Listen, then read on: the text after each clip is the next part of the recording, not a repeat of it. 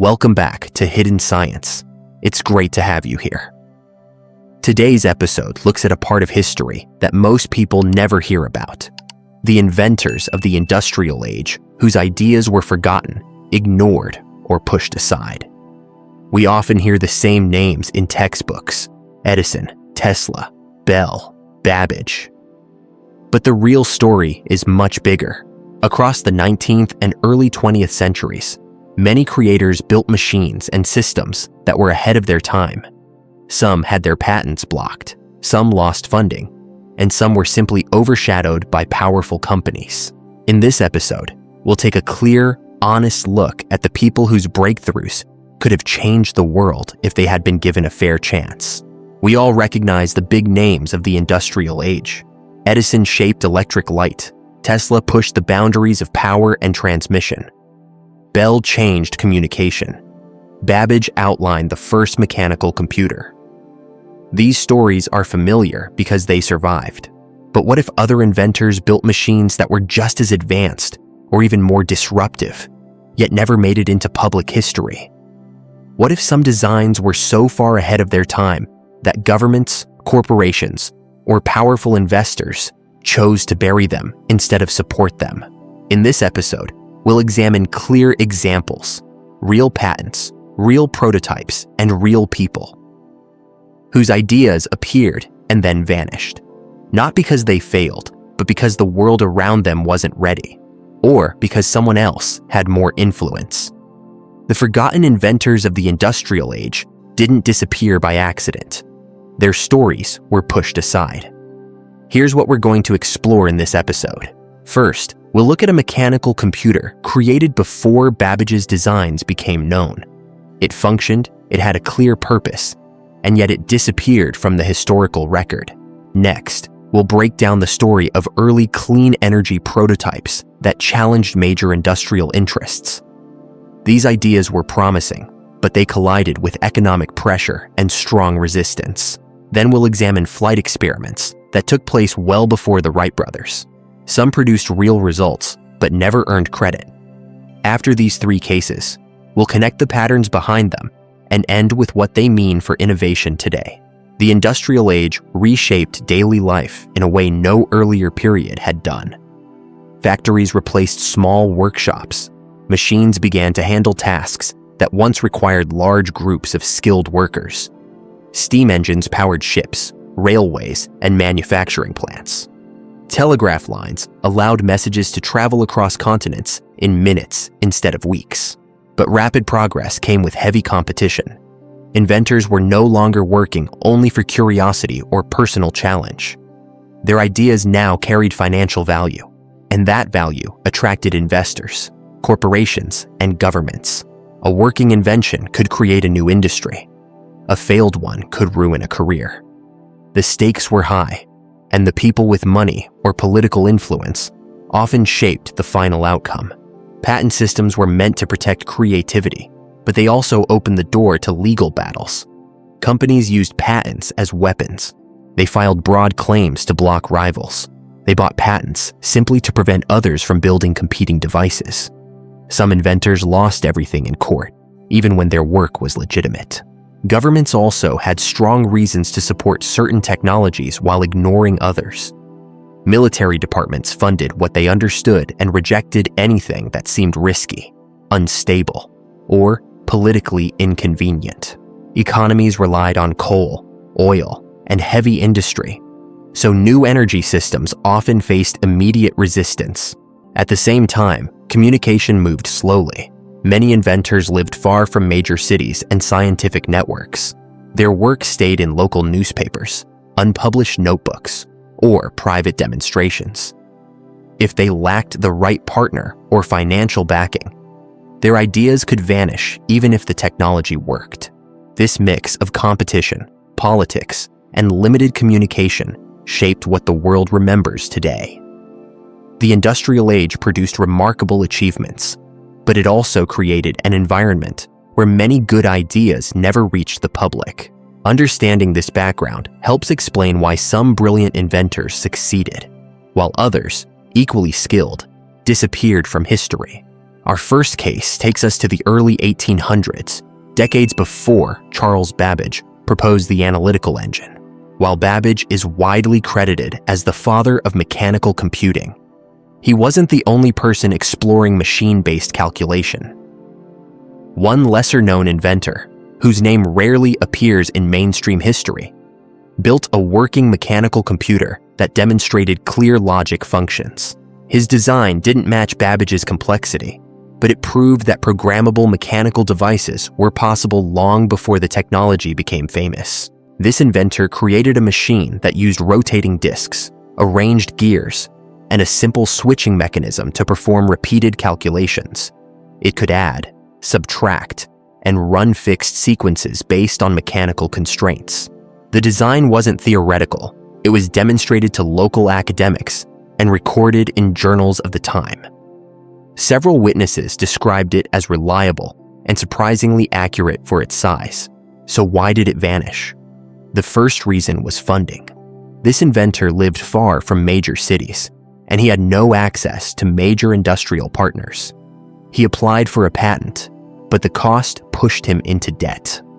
Without financial support, he couldn't build a larger version that might attract national attention.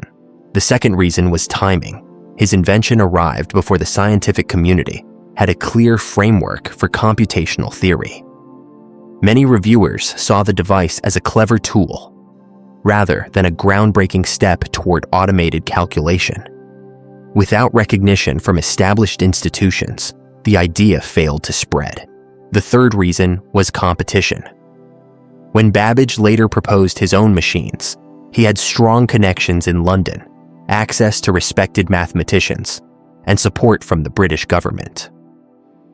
Even though Babbage's engines were never completed in his lifetime, his status pushed earlier attempts out of view.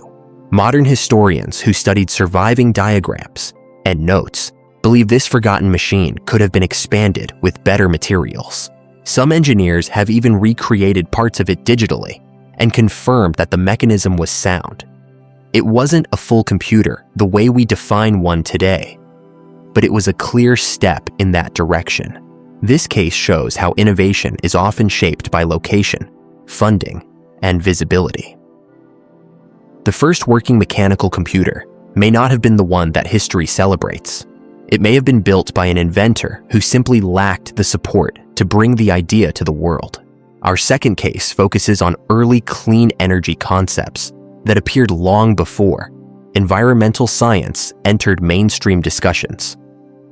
During the late 1800s and early 1900s, several inventors built devices that produced usable power from heat differentials, pressure changes, or chemical reactions that required far less fuel than standard engines. These machines didn't promise free energy, but they offered cleaner and more efficient alternatives at a time when coal dominated every major industry. One inventor developed a thermal engine that used small temperature differences to generate motion. It worked on principles similar to what we now call a Stirling engine, but the design was far more compact. Tests showed that it could run quietly and with low fuel needs. Engineers who witnessed the demonstration wrote that the device had real potential for home and workshop use. Another inventor created a water vapor engine that used heated mist to push pistons. It produced steady torque at low temperatures and required no coal at all. Local newspapers covered the demonstrations, and several small investors expressed interest.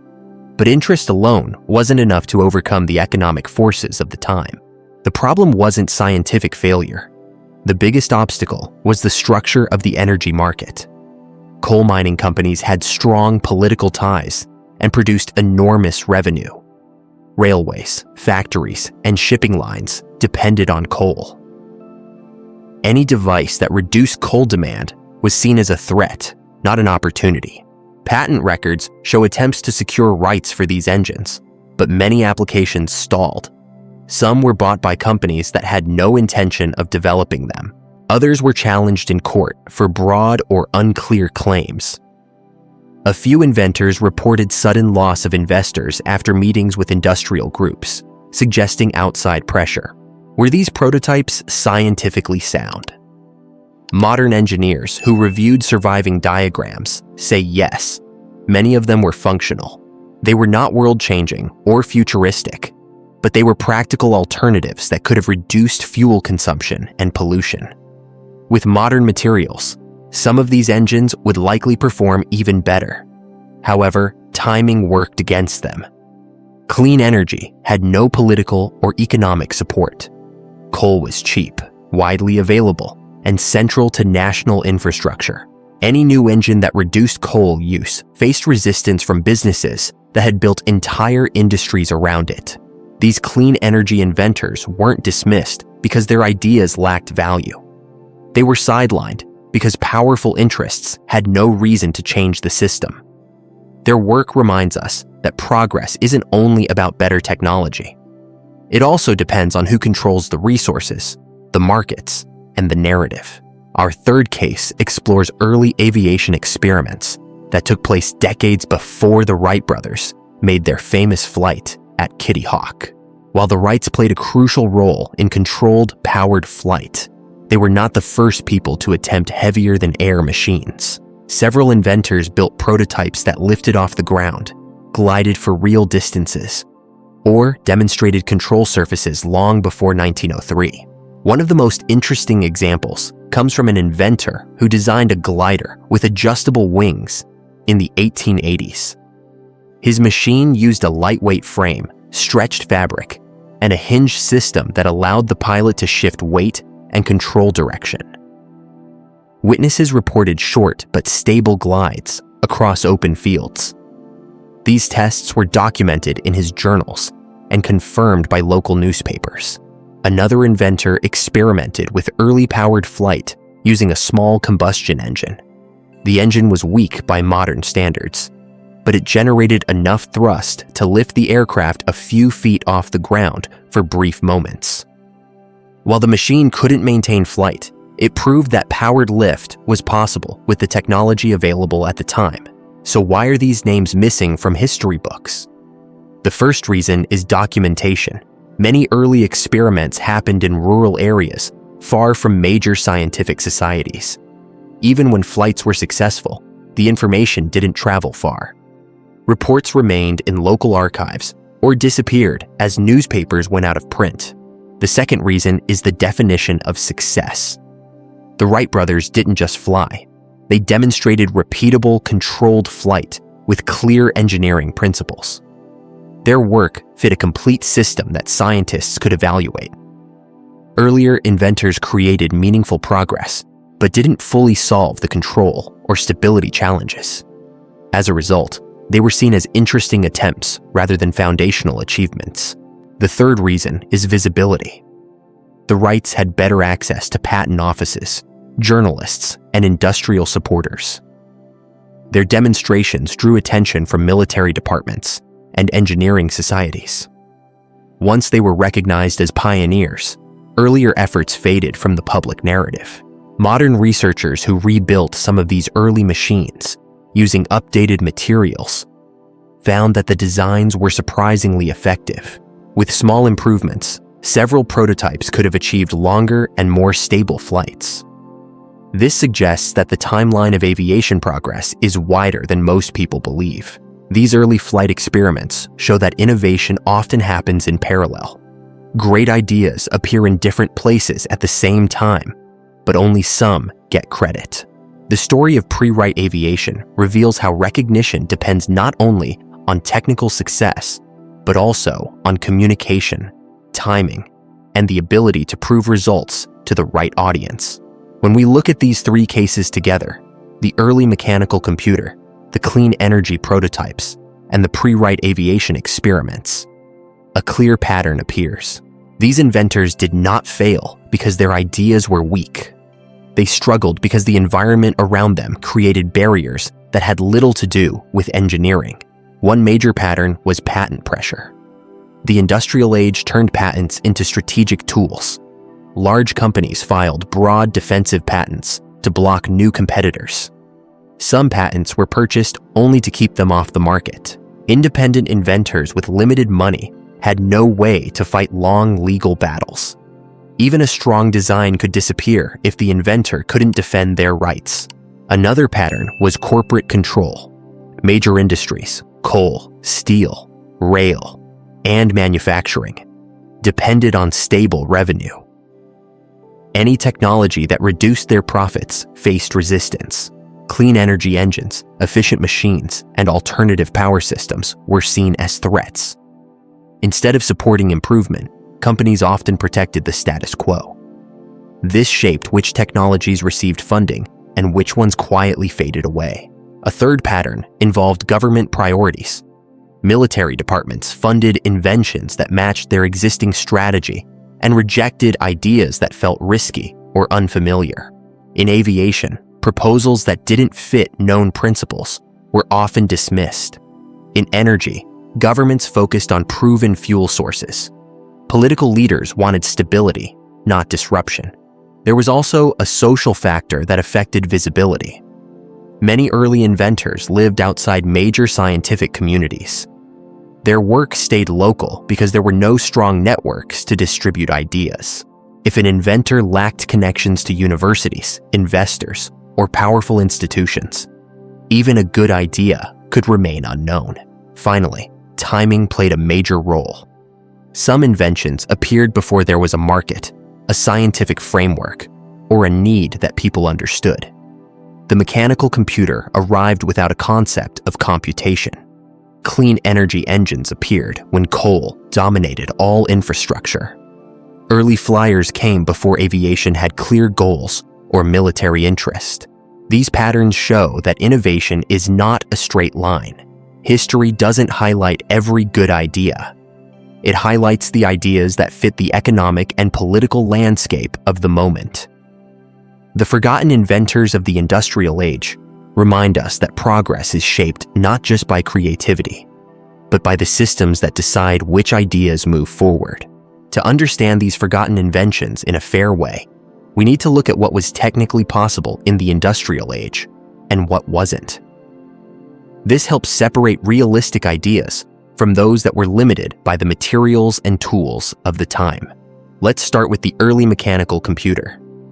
The surviving diagrams show a clear logic system based on gears, disks, and mechanical switching. These components were well within 19th century manufacturing capabilities. Precision machining existed, but it was expensive, which explains why large-scale versions were difficult to build.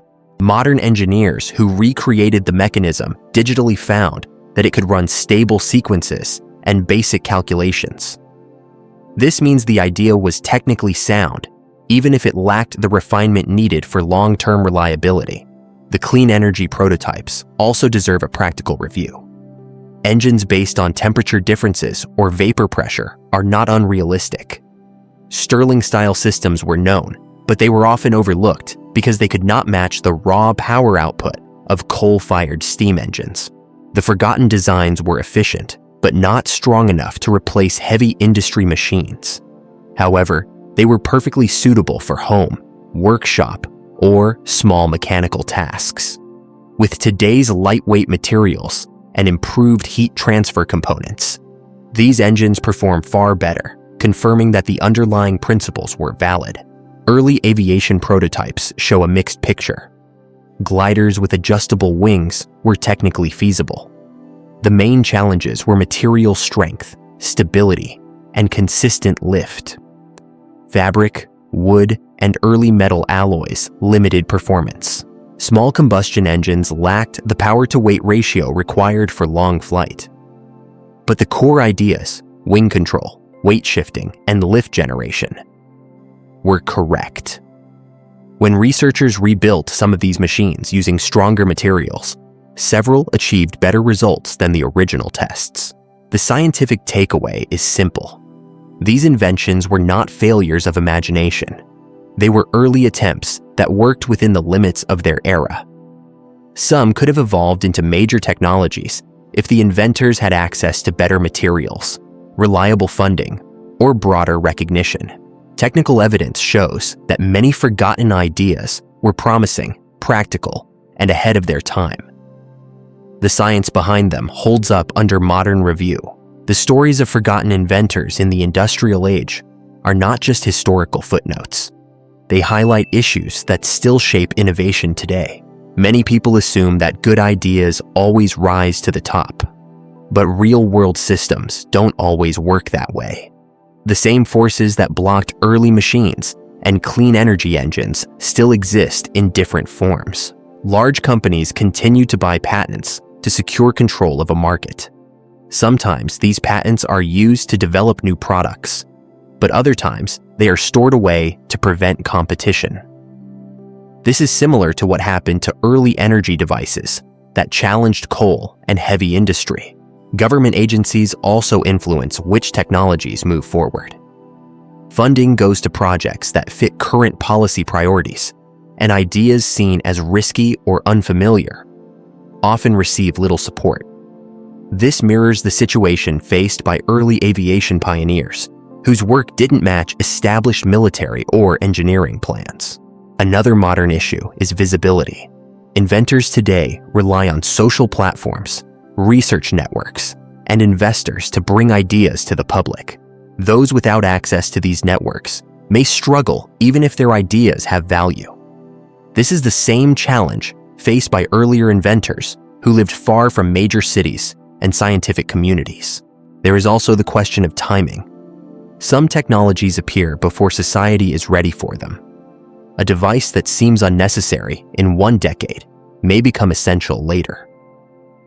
Looking back at early mechanical computers, it's clear that the world lacked the framework to understand how significant they could become.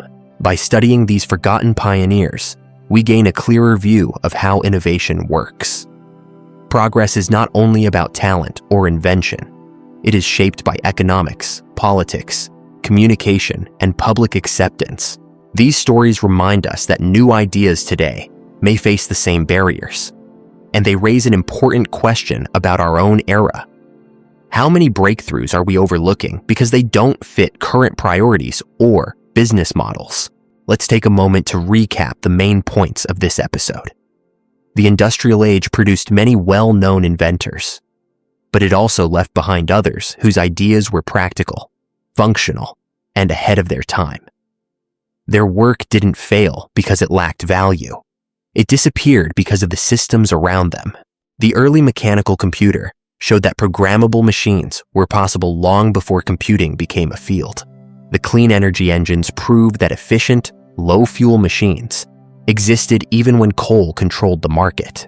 And the aviation experiments demonstrated that flight was being explored in many places long before the Wright Brothers. Across all three cases, the same patterns appeared: legal pressure, economic control, limited visibility, and poor timing. These factors shaped who became famous and who was forgotten. The key takeaway is simple. Innovation is not a straight path. History highlights the ideas that fit the needs of their time, not always the ideas with the most potential. Understanding these forgotten stories helps us see innovation more clearly, both in the past and today. Now that you've heard these stories, I'd like to hear your thoughts. Which forgotten invention stood out to you the most, and why? Do you think any of these ideas would have succeeded if the inventors had better resources or more support? Share your answer in the comments. Your view helps shape future episodes. Thanks for spending your time with Hidden Science today. If you enjoyed this episode, please give the video a like. It really helps the channel grow. If you're new here, make sure to subscribe so you don't miss the next deep dive into hidden stories from science and history. And before you go, tell me what topic you want to see next. Do you want more episodes about forgotten inventors, strange experiments, lost technologies, or unexplained scientific events? Your suggestions help shape future videos, so drop your idea in the comments. Thanks again for watching, and I'll see you in the next episode.